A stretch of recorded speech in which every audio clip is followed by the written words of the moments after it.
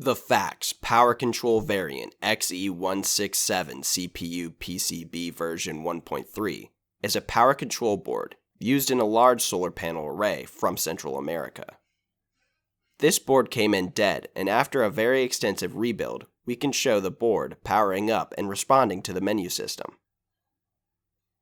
This board is the main coordinating board that takes the DC bus generated by the panel array and then converts it into AC voltage using large IGBT units, which this board controls via fiber optic.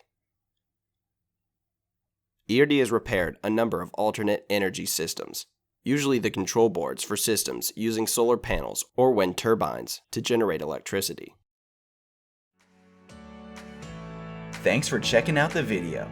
Subscribe to ERD TV for more videos of our repairs.